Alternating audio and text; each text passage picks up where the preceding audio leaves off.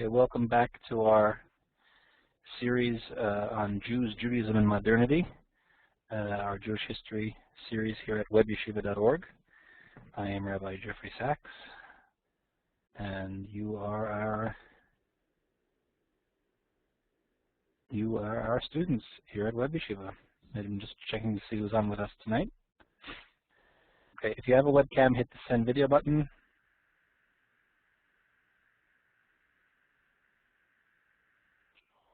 Sherry, Brian. Okay, here we are, still in Russia, 19th century. Various attempts have been made to modernize the Jew, to bring him out of a very narrow set of occupations that are viewed as, at best, unproductive, to Russify the Jew. None of this has worked, neither through education, nor through attempts to reform, nor through this kind of top-down motivated haskalah that worked with a very different dynamic in the Pale of Settlement than it did in Germany, back in Berlin, and nothing's working. Nothing's working, and at a certain point, we encounter an anti-Semitism that's different than the anti-Semitism that's built into the woof and warp of daily life. And the way modern anti-Semitism in Russia plays out, or in Eastern Europe, is different than the way it plays out in Western Europe, and we'll have to make the trip back west in a couple of weeks to examine how the story unfolds there. But these are all things that really lead up to the end of the great Jewish experiment in Europe, the millennial plus experiment of Jewish settlement in Europe. I say that, of course, cognizant of the fact that online with us are people who are not only currently in Europe, but are part of an unbroken chain of Jewish descent in Europe.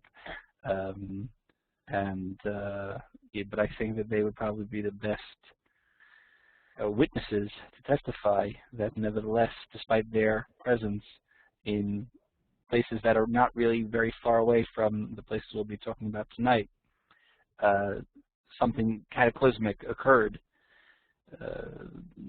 70 or so years ago, and despite their presence there, still it ain't the same Jewish settlement in Europe that it was throughout many centuries. The term anti-Semitism itself is a neologism. It's a new term coined only in 1879, believe it or not, by someone named Wilhelm Marr, M-A-R-R. He was an famous anti-Semite, an anti-Jewish spokesman in Germany, and he was speaking euphemistically. This is the case in the lexicon of words of hate, that often terms are coined euphemistically or through other means, and they stick. And the term anti-Semitism, of course, in other words, got nothing to do with Semites. Even though we Jews are Semitic peoples, anthropologically speaking, it's a euphemism for the term, the German term Judenhass, Jew hatred, which was a much more bold, blatant, explicit statement of exactly what it is. And of course, anti-Semitism is just one of many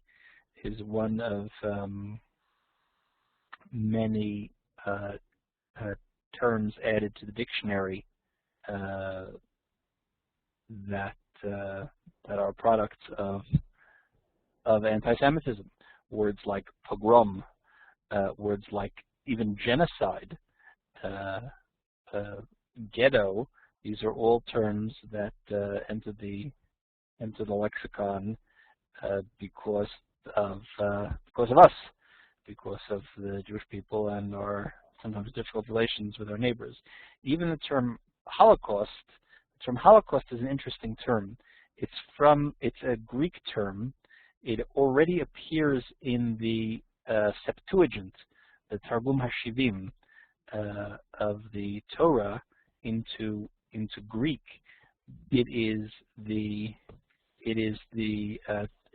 term in Greek for the olah, the korban olah, which is the sacrifice which is completely burnt up.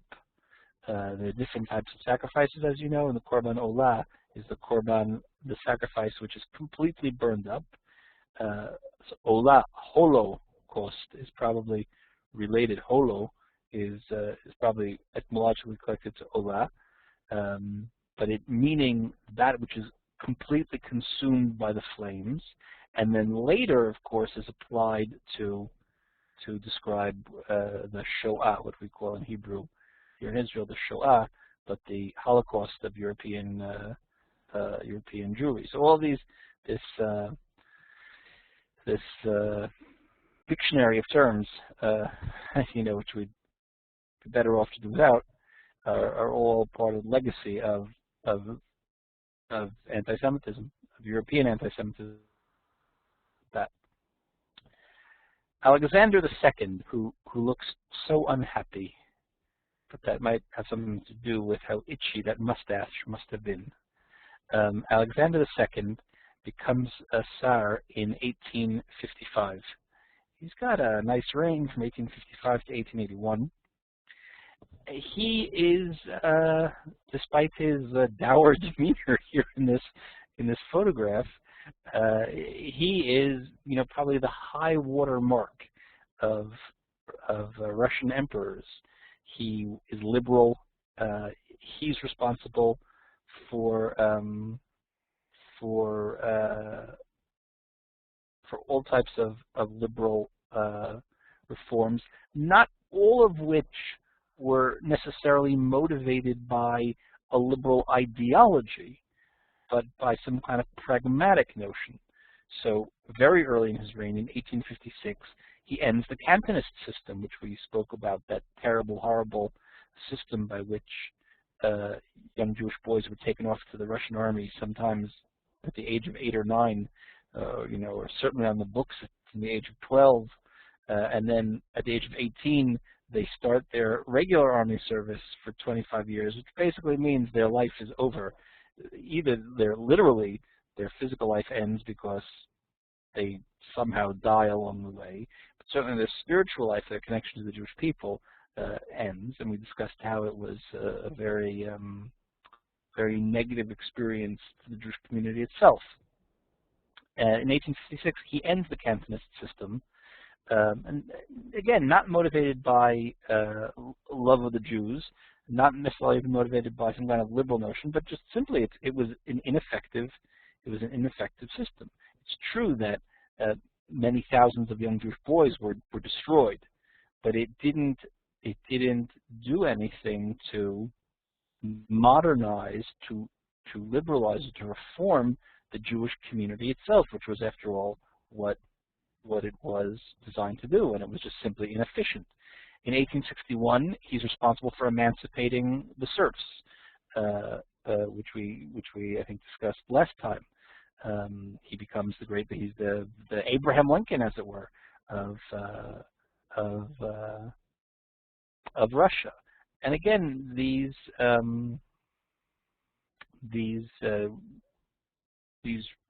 reforms were probably equally motivated by fear of revolution. In Russia, there's always this fear of revolution, and of course, it wasn't a fear for nothing. The Tsar usually had good reason to fear that there was going to be be a revolt. And there are different modes by which a Tsar will rule, either with a carrot or with a stick, in order to try to keep everything under control. Under his rule, the Pale of Jewish settlements is widened, and for certain classes of Jews, the Pale of Jewish settlements is even abolished. These are all types of half-emancipation or quasi-emancipation for the Jews, and indeed it begins to lead towards a certain amount of greater openness to the Haskalah, to the Enlightenment, to secular learning, especially in the larger cities of Moscow and St. Petersburg, where Jews were allowed to settle. Of course, Jews in the urban centers were always more reform-minded, liberal-minded, as we saw in the experience of Berlin. Ironically, his reforms, which again were motivated by a desire to keep the revolutionary tendencies at bay, ended up, sometimes you let the genie out of the bottle, ended up greasing the wheels for revolutionary activities. In the mid-1860s, there was a Polish uprising with a certain amount of Jewish involvement. In 1866, there was an assassination attempt on his life, one of a number of assassination attempts. We'll see in the end, of course, he is assassinated. We'll get to that. An assassination attempt by a socialist group, and he's forced, basically, or he's convinced to abandon his reform attempts and to become more reactionary. In 1870, he actually revives a decree against traditional dress that had been lifted about the Jewish traditional dress, and he revives that decree against it. In the revival of the anti-Jewish policies that come about as a reaction to the attempts on his life, to the revolutionary activities, he used paid informants, generally speaking, Jewish apostates. Perhaps the most famous is a fellow by the name of Jacob Brafman, who unfortunately I was not able to track down a picture of any place. Brafman, who died in 1879, he was probably born around 1825, was an apostate Jew. He had himself fled from the Chappers. They tried to chop him to be taken away as a Cantonist, and he never forgives the Jewish community for that experience. We don't know too much about his background, but you can imagine a scenario: a young boy, basically, kidnapped, has to flee his kidnappers, is distanced from his home, from his family.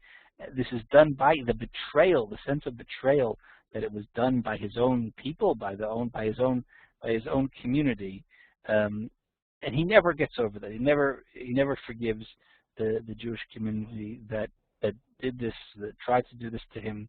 You see exactly the kind of rotting away from the inside that we spoke about when we talked about the Cantonist system.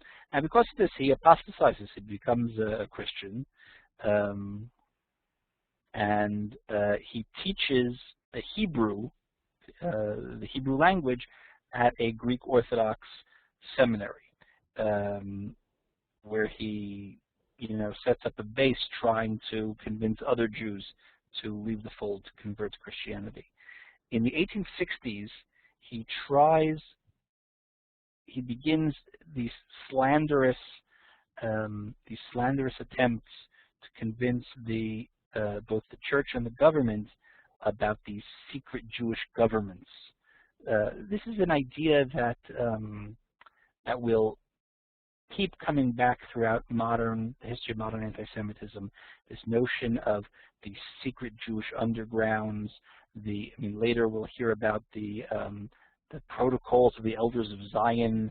These ideas, have their roots in a fear that the Jew is part of this international cabal of revolutionaries, of a fifth column, of trying to undermine what's going on. And his particular angle is focused on the kahal, on the Jewish autonomous or semi-autonomous community. And he writes this book called The Book of the Kahal, which is a slanderous description of Jewish life and the Jewish community and how Jewish community is organized and how ultimately the Jewish community is against the authority of the Russian government. The book is published first in 1869, and then it's published again in an expanded edition in 1875. It's translated rather into other languages, into French and Russian and French and German and Polish, and has a very wide distribution. He makes points about at the revolutionary nature of the Jewish community, that the Jewish community, the Kahal, was trying to incite Jews to be disloyal to the state. He makes suggestions, programmatic suggestions about closing communal structures like religious education, charitable organizations, charitable Gamachim, charitable Chevrot, etc., because of their disloyalty, because of their revolutionary agenda. There's quote unquote the so-called revolutionary agenda. The book is a collection of these misquotes and twisted quotes from the Gemara, from the Talmud, which always in these types of attempts, going back to the Middle Ages, becomes the focus of anti-Jewish propaganda, because the Talmud, because the Gemara is so vast and so large. You can cherry pick quotes out of context, and perhaps even sometimes in context, to make an argument that that the halakha, that the Talmud, that the Jewish law, that the Jewish tradition is anti-Christian. This is reminiscent of another famous case. Does this remind you of some other scenarios, some other case from Jewish history?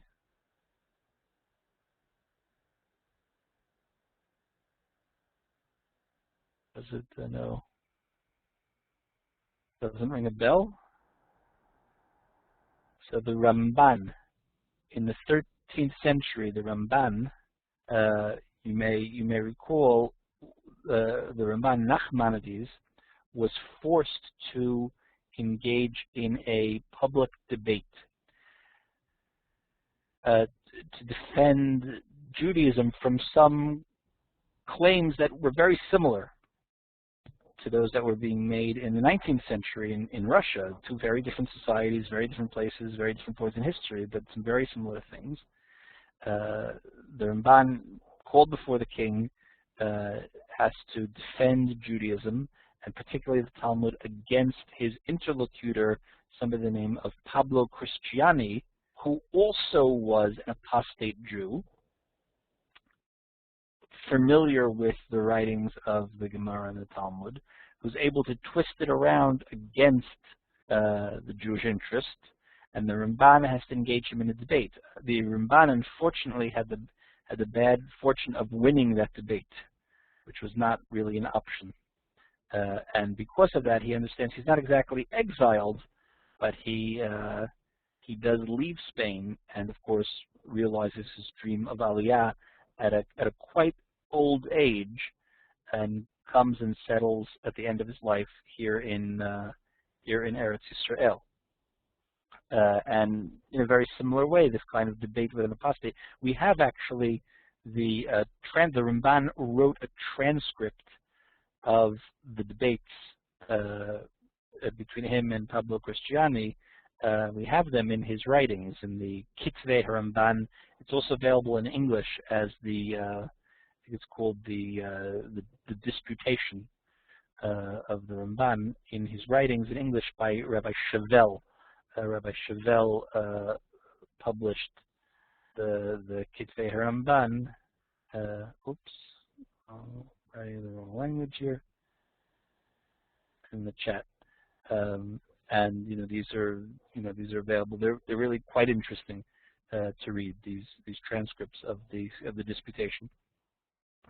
Unfortunately, this book, the Book of the Kahal of Brafmans, is sent around to Russian officials throughout the empire as almost as a guidebook on how to expose Jewish disloyalty. In 1871, a special committee on Jewish affairs was established at the Ministry of the Interior in order to monitor the goings-on of the Kahal, of the Jewish community, and to investigate the claims that are made by this book. The book itself, throughout the end of the 19th century, serves as the prime basis of knowledge, of Christian knowledge of Jews, of what Jews are, what they believe, what they do, etc. In 1871, there's a pogrom in Odessa. Here's Odessa. So it's always good to take a look at the map. I had sent to you a collection of lots of different maps, which are always good to keep handy. But Odessa is here on the shores of the Black Sea in the south of the Ukraine, what today is the Ukraine. These maps are these are contemporary political borders, but in what today is the Ukraine, here in the on the border of the Red Sea. Odessa is a large Jewish community. It's a large city. A lot of us probably come from there. My father's family, my father's father's family rather, came from someplace in that general neck of the woods. There's 3 days of violence and rioting against the Jews, without any kind of interference on the part of the authorities. In 1879, there's a blood libel. By the 1880s, throughout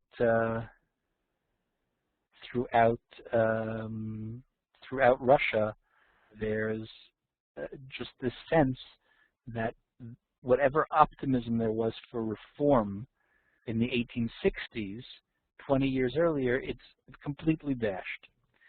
In March of 1881, Alexander II is assassinated. There you go. There you go. He's assassinated in St. Petersburg. One of the 5 assassins is actually a Jewish woman named Helfman. We don't know all too much about her. His son, Alexander III, there he is. It's Alexander III, who's, I mean, he's not a boy anymore at the time of the assassination. He's already in his 30s. He's about 35, 36 years old. But he's there by his father's side at the moment of the assassination. It was a pretty messy affair. The bomb goes off underneath his carriage. His legs are blown off. His face is blown off. He doesn't die immediately. He suffers for a short period of time. Not a pretty scene. His son, Alexander III, takes over, and you can imagine is not inclined to be very liberal, and he becomes actually quite reactionary. He's a throwback to his Eltazadi, to Nicholas I, and becomes very repressive and very reactionary. There were a number of consequences of the assassination, some of them actually ironic. For our purposes, the main consequence, of course, is a wave of anti-Jewish, anti-Semitic pogroms and anti-Semitic laws, legislation designed to make Jewish life difficult. But in addition,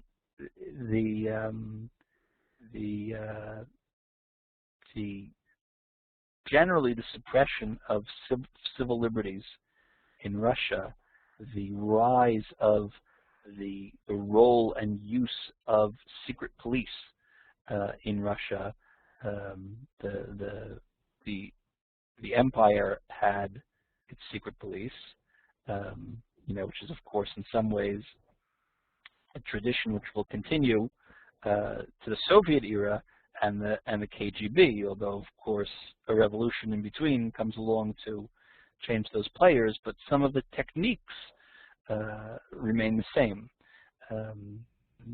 Often the revolutionaries that will come and overthrow an empire or overthrow a ruler will yet adopt some of the means that the overthrown had used to stay in power if they have been found to be generally effective. Alexander III and all future czars after him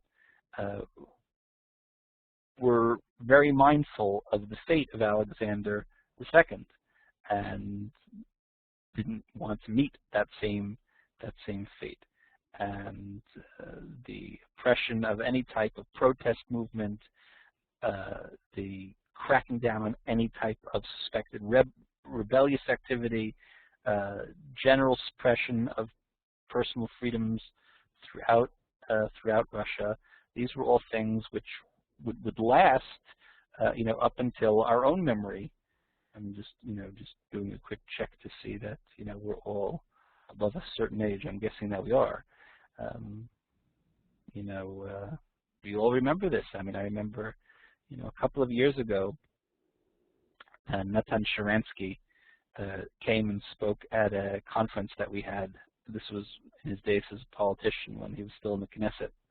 He spoke at a conference that we had that Atid organized. The Atid is the parent body of WebYeshiva, and so I was able to. I was honored to introduce him. I don't recall what his position at the day. He was a sar. He was a minister in the government, and I couldn't help myself. Here's Natan Sharansky. I mean, Natan Sharansky was the when I was a kid in high school, we wore the bracelet with with his name, that we should remember that he was at the time in prison. And it was like meeting it wasn't like it was meeting a true Jewish hero. He found all of this very amusing and maybe even a little juvenile, that that I should introduce him with those kinds of memories of what that was. But that experience, that there were in our own memory, that there was that kind of oppression, that there was those techniques, has its origin in this period. Finally, maybe the biggest irony is that Alexander II had drawn up plans which had not yet been made public. Apparently, he was like on his way to go announce this, that he was going to create the Duma. The Duma is today the lower house of the Russian parliament. Basically, he was going to, for the first time in Russian history, allow an elected representation of the people, an elected parliament. And had that happened, it's possible, this is pure speculation, the kind of historical parlor game that we play of like what would have happened if. But had that happened, had he not been assassinated, had he been allowed to initiate these types of liberal democratic reforms, who knows what would have happened? History in Russia might have taken a completely different turn. Now, of course, other events would have had to happen, but you can imagine a scenario in which democracy is, and liberalism and democratic institutions and notions are able to take root in the 1880s. That's going to change what's going to happen in 1917. That's going to change what's going to happen with future revolutions. And you don't need to be, completely delusionary to imagine that the entire history of a continent might have unfolded differently, not just in terms of the revolution that would ultimately end the control of the Tsars over Russia, but the rise of the Soviet Union and the Cold War and so many other things. It's scary to imagine that. So the day after he comes up with this plan, that's what they're going to do. He's assassinated by people that want reform. But he himself was on the path towards introducing greater liberal reform. So it's a tragic but ironic feature of his assassination. Alexander III is controlled, as often happens in a Rasputin-type way, by so Sherry, that's a good question. We're going to come to that. How all of this affects Jewish immigration? Yes, there is a large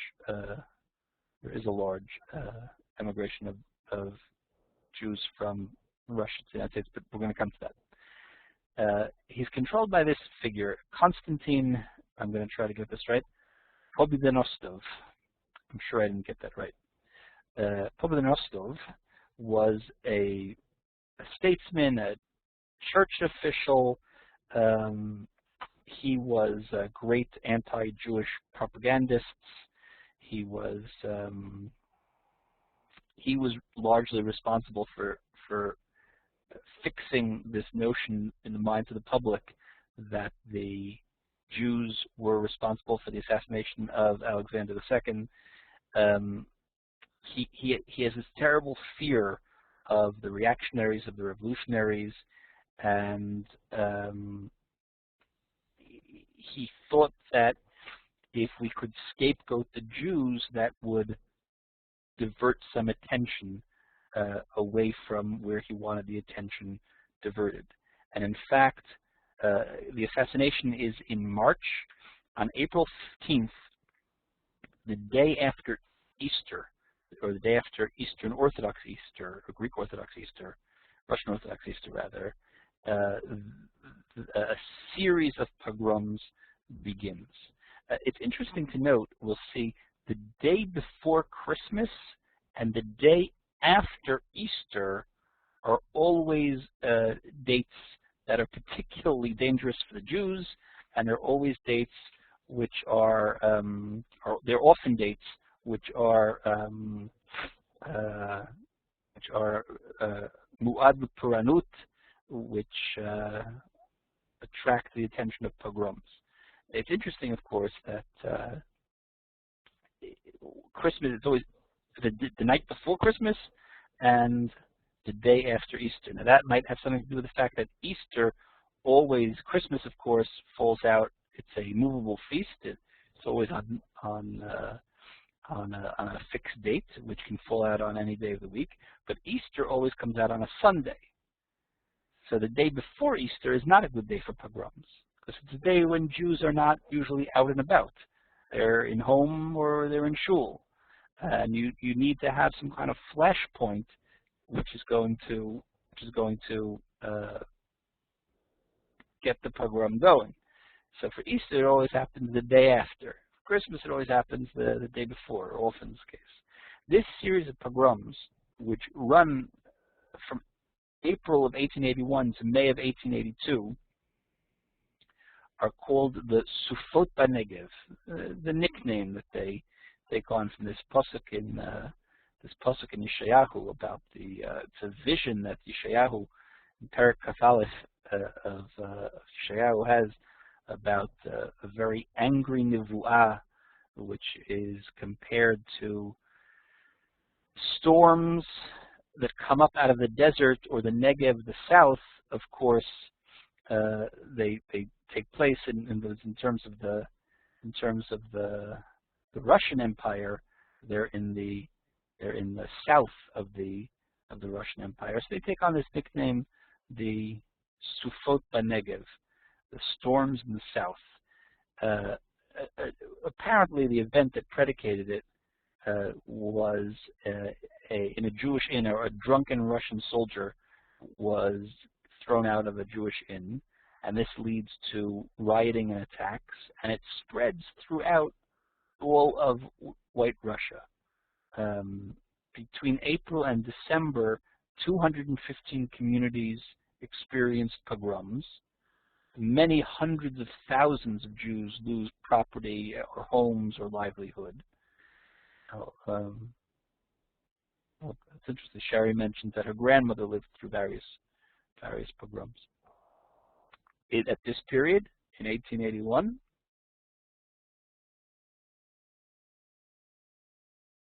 or later, beginning of the 20th century. I don't know how old your grandmother is. Correct. My great-grandparents left that area in the 1880s and came to America as children. My great-grandparents got to America as children in the 1880s, and we assume because of the events of this period. The question of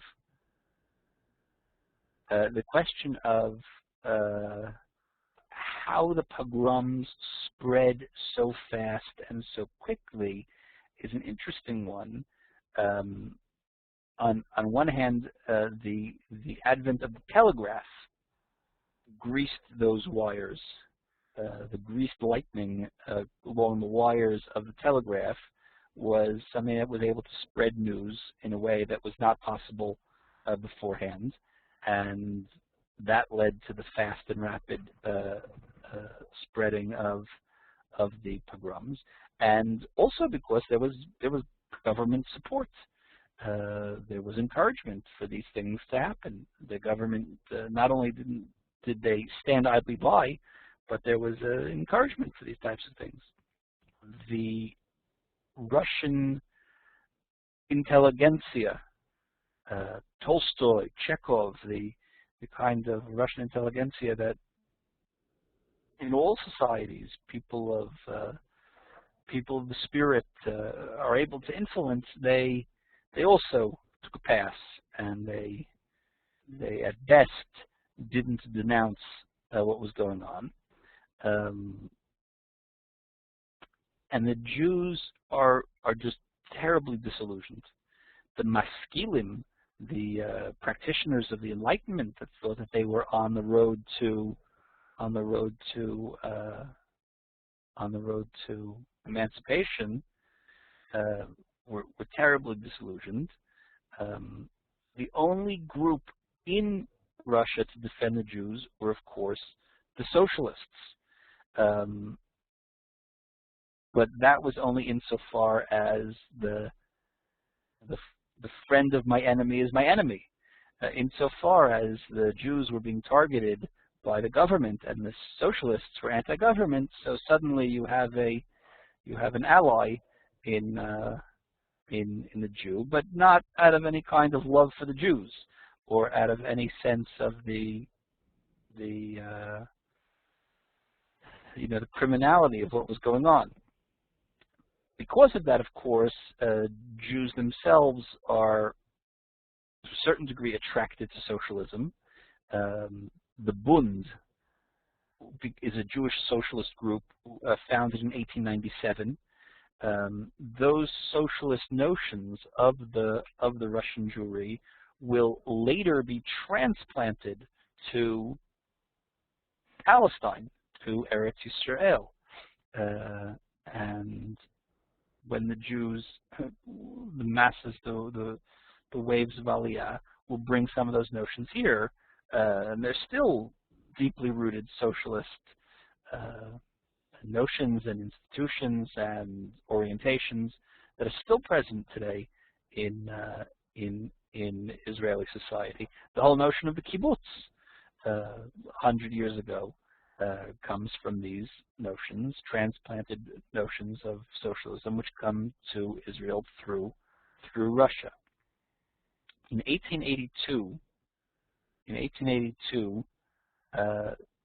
the government passes what are called or nicknamed the May laws, because they're passed in May of 1882. And the May laws, which are repressive for Jews, let me just take a look at the clock. Oh, it's getting late. They prohibit, you can read to them quickly yourselves on the screen. They prohibit Jews from owning or managing any type of real estate, which was, of course, a major Jewish profession, to be to own the leases on property, to be innkeepers and things like that. No business on Sunday. Jews are not allowed to transact business on Sunday, which is, of course, very difficult because they don't transact business on Saturday either. The idea of a two-day work week is a 20th century invention. And that also cuts down their ability to compete with other with their non-Jewish counterparts, etc. The innovation of this type of anti-Semitism is in the medieval era. If there were pogroms or if there were riots against Jews, which there were all the time, the government would generally fulfill its responsibility to maintain some kind of public order. The innovation here in this modern Russian anti-Semitism is that the government itself is supporting the chaos. In the Middle Ages, if the government wanted to be anti-Semitic, it would kick out the Jews. It would expel them, and we had this all the time. Most famously, in Spain in 1492. That, may have been wrong. It may have been unethical. It may have been whatever term you want to use, but it wasn't illegal. Technically speaking, it wasn't illegal. The king, whoever lives in my kingdom, says the king, is here by my permission. If I revoke my permission for your right of residency, you have to get out. It's not nice. It doesn't make you a nice guy, but it's within the context of that society. It's legal. The methods of the Tsarist regime, later, of course, to be refined by the Nazis, was that the government itself institutes the public disorder. We have this letter from 1882, February 1882. It was a letter to an editor written by a Jew in Vilna, and it's just a terrible portrait of despair. He writes, "We expected a pogrom during the Christmas holidays, and the city was in a state of siege. Before the holidays, we went to the governor and asked for protection. The Cossacks were called and the stores closed for 3 days. And now, although the holidays have passed quietly, there were no riots, our fears have not been allayed, and we expect a pogrom at any minute, we see no end to our anxiety. For ahead of us are the Civil New Year, the week of butter." I'm not sure what that is. Joel, do you know what that is, what that's referring to?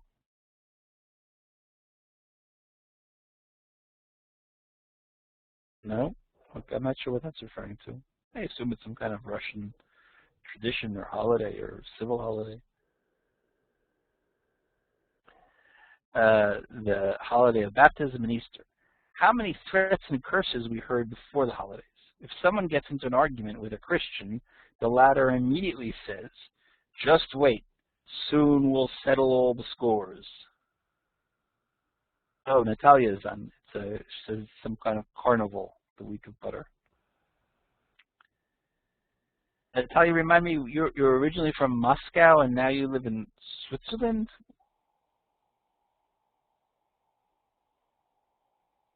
Is that correct? Oh, Joel just posted to the chat a description of what this butter week is. Maslenitsa, an ancient pagan celebration still included in the calendar festivals in the Orthodox Church. At pre-church age, at this time of the year when the days were getting longer, tribes all over Europe celebrated the revival of nature with pagan rituals, seeing off the winter and greeting spring. Today the festival is always on the last week before Lent. This year, March 7th to 13th. Okay, thank you. So if someone gets into an argument with a Christian, the Christian immediately says, "Just wait, soon we'll settle all the scores," or something similar or worse. What kind of life is this? If I had the courage, and this is just shocking, if I had the courage, I would kill all those close to me, and then I'd kill myself, and the farce would be over. This is just horrific. Of course, it reminds us of accounts during the Crusades, going back to the Crusades, of Jews martyring themselves and their families to prevent them from being all types of terrible things happening to them, particularly their daughters, if you understand my intention. But this idea that their existence is a farce because the anxiety, the being kind of held mentally, emotionally, socially hostage, awaiting the pogrom is worse than the pogrom itself. If I do not, some drunken riffraff will come along, ravish my wife and daughter, and throw my infant Sonia from the third-floor window. Would it not be better for me to kill everyone? What a miserable creature is the Jew. Even when the advantage is clear to him, he cannot summon the courage to do a good thing. Death awaits us in any case, so why should we wait? This is just a terribly bleak state of mind, a terribly desperate point of view. And it's a function of the fact that the government itself is not governing, but is giving free rein for this to happen. So suddenly, here we are, nearing the end of the 19th century, the world's largest concentration of Jews, upwards of 5 million Jews, are stuck in this situation. What can they do? Well, they can leave, which is difficult because a lot of them are in abject poverty, and no matter how bad things are, you need some money to get to where you want to go. And also that sense of, that the Jews are going to like pack out, it's this vicious catch-22. It leads to this fear of seeming disloyal. But even if they can leave, where should they go? Well, they can either go to New York, or they can come to Eretz Yisrael. Israel is largely impractical until Herzl, 10 years later, in the 1890s, will start making that a reality. So the main option is to go to the United States.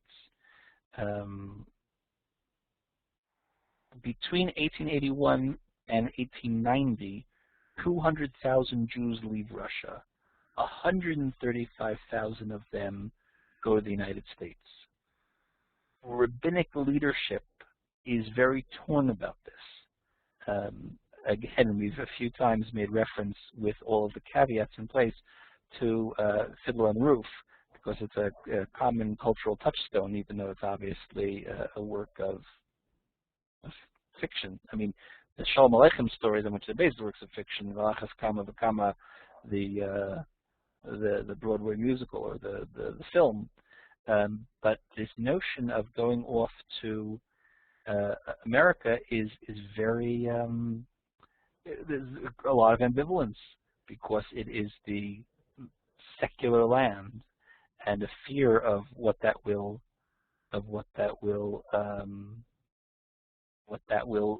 lead to. Moshe Leib Lilienblum, who was an important leader of the Russian Haskalah, in the light of the pogroms of the 1880s, says something along the lines of, before the pogroms, our greatest aspiration was to study in the university, was to get a university degree. We thought that would solve all of our problems. Now we realize that that won't solve anything. And he becomes an ardent Zionist. And Zionism, the rise of Zionism as a antidote, as the only true answer to the Jewish question, begins to really stew. And although Herzl, a Western Jew in Vienna, trying to attempt change in Berlin, etc., ultimately it will be the masses of Jews of Russia that will answer that call. I mean, Jews from all over answer the call, but the massive response comes here, and those seeds are planted in 1881 with the rise of these kinds of massive pogroms. There were, of course, other pogroms that lasted off and on in different periods.